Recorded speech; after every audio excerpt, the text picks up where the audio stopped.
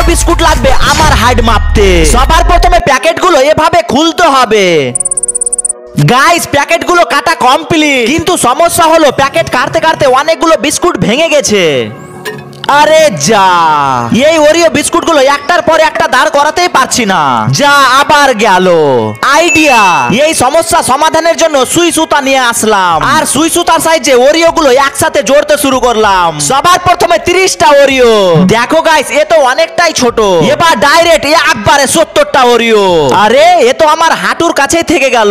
Guys আমার height মাপার জন্য আরো ওরিও বিস্কুট লাগবে। এবার একবারে পুরো 110টা ওরিও বিস্কুট। গাইস এই দেখো আমার কোমরের কাছ থেকে হয়ে গেছে।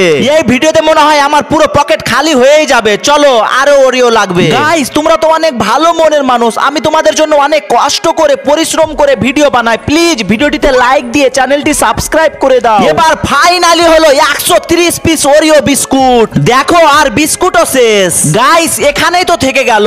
চলো এবার আমার ছেলের হাইটটা মেপে দেখি। আমার হাইট থেকে বড় হয়ে গিয়েছে।